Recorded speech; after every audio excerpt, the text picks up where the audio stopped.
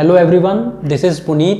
You are welcome again in our YouTube channel English Corner for You. तो जैसा कि आपको मालूम है काफ़ी टाइम से हम वीडियो अपलोड नहीं कर पाए।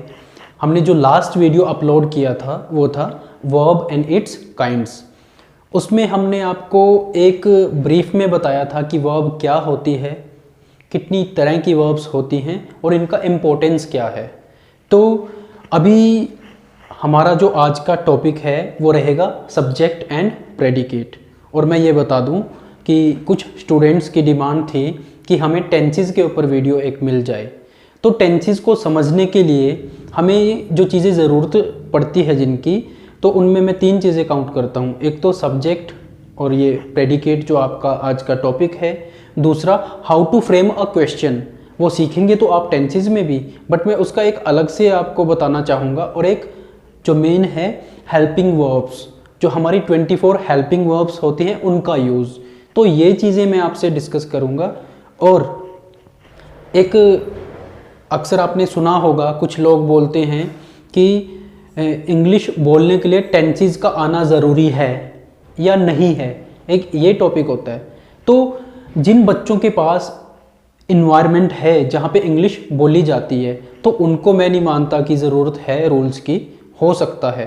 बट जिस बच्चे के पास इन्वायरमेंट नहीं है सीखने का, जहाँ कोई इंग्लिश बोलता ही नहीं है या उसको प्रैक्टिस का टाइम नहीं मिलता, तो उस बच्चे के लिए टेंसेस को सीखना ज़रूरी है, उसके रूल्स को जानना ज़रूरी है, क्योंकि वो इतनी सारी चीज़ें नहीं रट सकता कि किसके साथ कौन सा वर्ब लगेगा, कौन सा यूज़ होगा।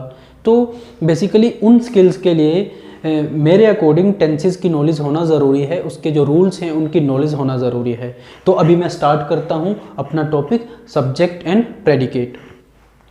तो अगर मैं वैसे बात करूँ सब्जेक्ट क्या होता है, सबसे इम्पोर्टेंट ये एक वर्ड भी हो सकता है और ग्रुप ऑफ वर्ड्स भी हो सकता है, जो कि ये बताता है कि किसके बारे में बात की जा रही है।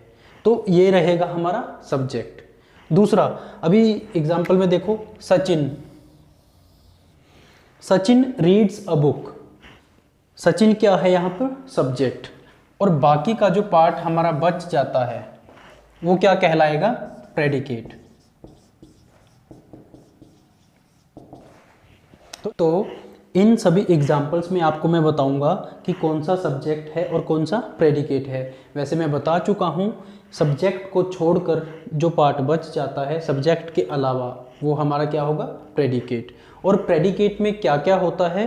प्रेडिकेट में हमारा वर्ब आता है, उसके बाद अपना जो ऑब्जेक्ट है और या फिर कॉम्प्लीमेंट जो होता है। तो अब नेक्स्ट में आप देखिए सचिन्स ब्रदर। ये देखिए, ये एक शब्द था, ये शब्दों का समूह आप कह सकते हो, ग्रुप ऑफ वर्ड्स। तो Sachin's brother reads a book. अब यहां फिर से रीड्स अ बुक, ये भी क्या है? Predicate. Next, Sachin and Deepak. Sachin and Deepak read a book, ये भी हमारा क्या है? सब्जेक्ट। उसके बाद अ black and white cow. A black and white cow is grazing in the field. आप देख लेना, अ black and white cow.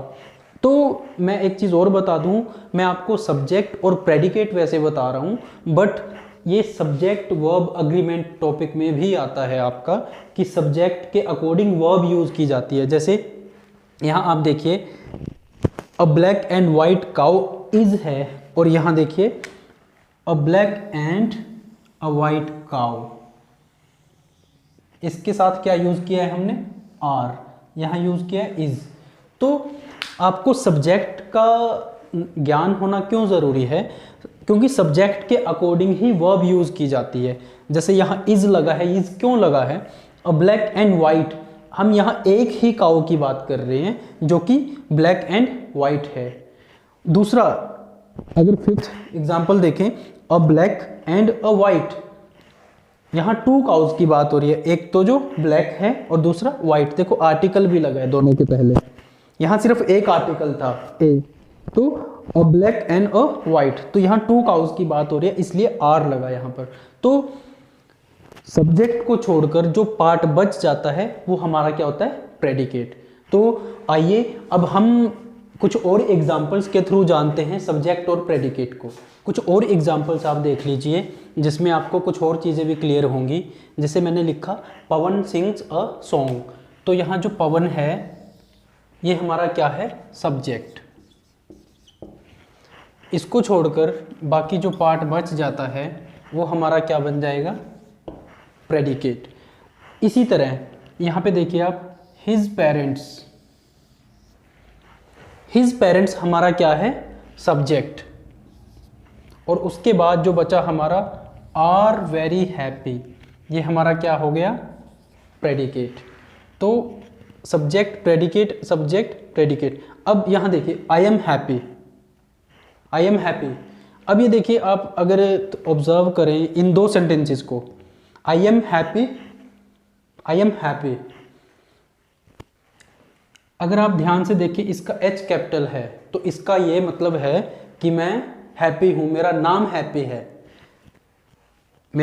Happy है, जैसे आई एम पुनीत, उस तरह से। और इसका देखो स्मॉल है, आई एम हैप्पी। तो यहाँ पर ये जो हैप्पी है, आप कंफ्यूज मत होना, ये हैप्पी है एडजेक्टिव और ये हैप्पी क्या है, नाउन। तो दो शब्द मैंने आपके सामने लिखे हैं, कॉम्प्लीमेंट एंड कॉम्प्लीमेंट। तो ये जो हैप्पी वर्ड यहाँ है या ये हैप्पी है, ये क्या है, कॉम्प्लीमेंट, पूरक बोलते हैं जिसको। यहाँ ऑब्जेक्ट नहीं है, तो हमारा सब्जेक्ट क्या बना यहाँ दोनों जगह, आई। सब्जेक्ट क्या बना, आई।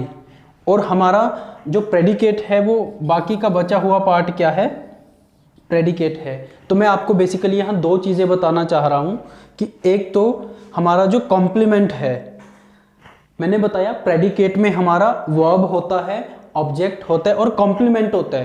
तो ये जो हमारा हैप्पी है ये क्या है, हमारा कॉम्प्लीमेंट है, ये हमारा वर्ब है। उसी तरह से ये हैप्पी भी हमारा कॉम्प्लीमेंट है और ये वर्ब है।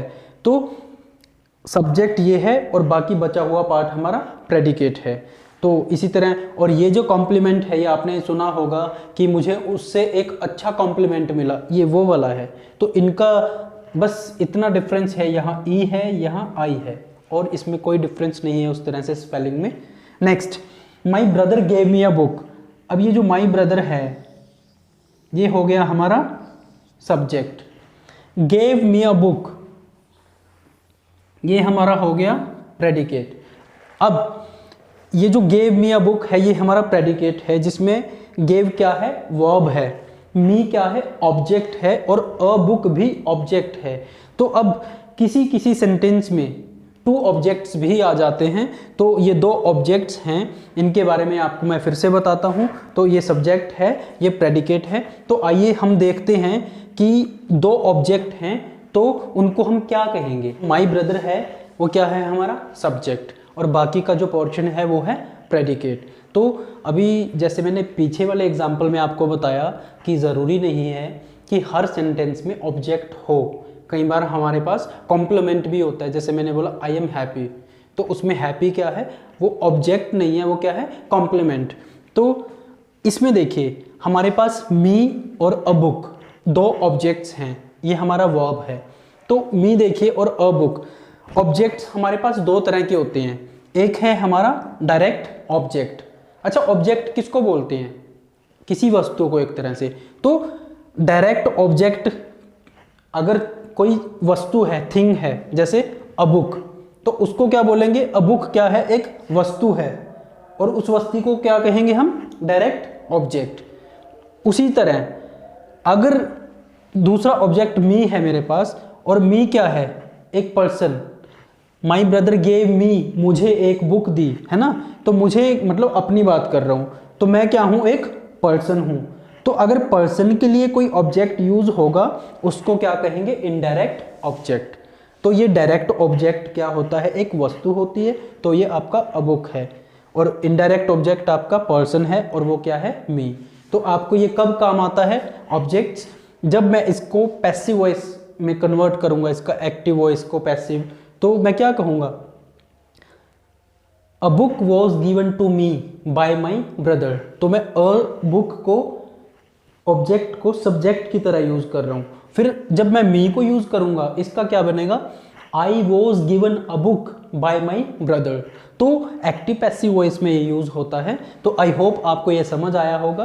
तो सब्जेक्ट और प्रेडिकेट, जैसा कि मैंने आपको बताया, सब्जेक्ट एक शब्द भी हो सकता है और एक से ज़्यादा भी, मतलब अ ग्रुप ऑफ वर्ड्स भी हो सकता है। और सब्जेक्ट को छोड़कर जो पोर्शन बच जाता है वो होता है हमारा प्रेडिकेट, जिसमें कि मैंने बताया आपको मेनली वर्ब आता है, ऑब्जेक्ट आता है या फिर उसके जगह कॉम्प्लीमेंट। तो आई होप आपको समझ आया होगा। तो आप इस वीडियो को फिर से देखिएगा ताकि, और अगर आपका कोई पॉइंट क्लियर नहीं होता तो आप एक बार कमेंट सेक्शन में ज़रूर लिख दें। Thank you very much.